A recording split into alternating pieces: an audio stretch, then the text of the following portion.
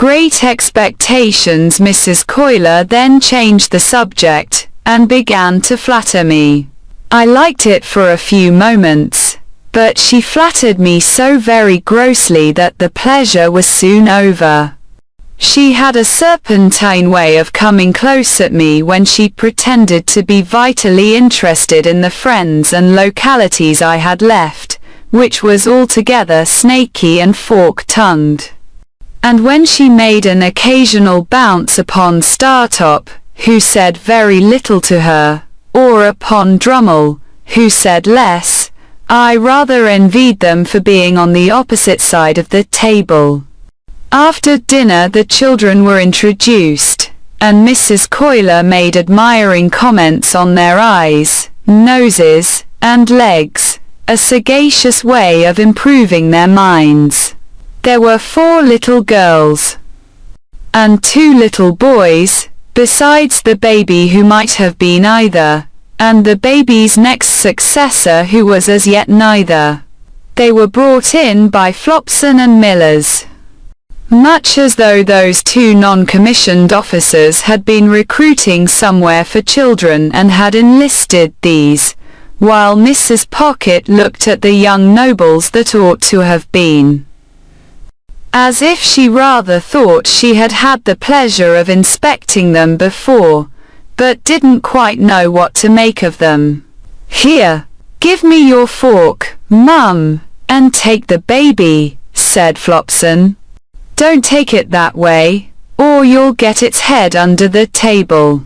Thus advised, Mrs. Pocket took it the other way, and got its head upon the table, which was announced to all present by a prodigious concussion. Dear, dear, give it me back, Mum, said Flopson, and Miss Jane, come and dance to baby, do. One of the little girls, a mere mite who seemed to have prematurely taken upon herself some charge of the others, stepped out of her place by me, and danced to and from the baby until it left off crying, and laughed.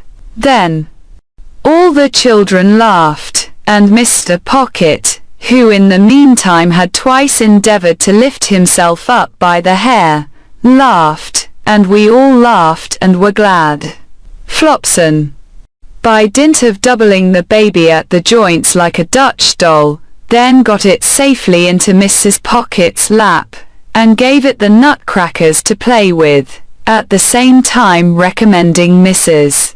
Pocket to take notice that the handles of that instrument were not likely to agree with its eyes, and sharply charging Miss Jane to look after the same. Then the 2 nurses left the room, and had a lively scuffle on the staircase with a dissipated page who had waited at dinner, and who had clearly lost half his buttons at the gaming table.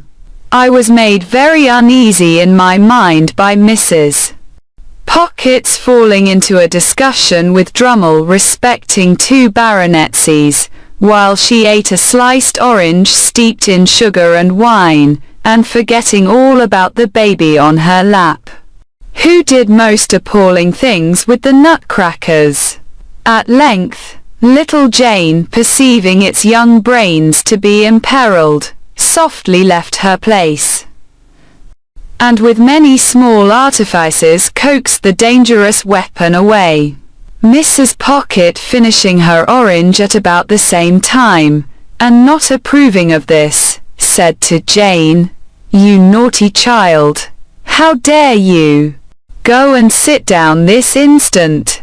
"Mamma dear," lisped the little girl, "baby 'ud have put hith ith out."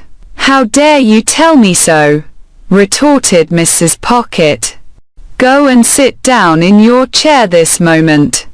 Mrs. Pocket's dignity was so crushing, that I felt quite abashed, as if I myself had done something to rouse it. "Belinda," remonstrated Mr. Pocket, from the other end of the table, "how can you be so unreasonable? Jane only interfered for the protection of baby." I will not allow anybody to interfere, said Mrs. Pocket.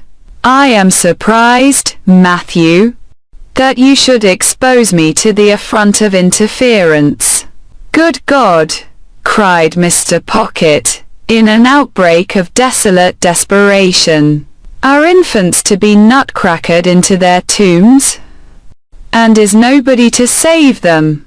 I will not be interfered with by Jane, said Mrs. Pocket, with a majestic glance at that innocent little offender. I hope I know my poor grandpapa's position. Jane. Indeed.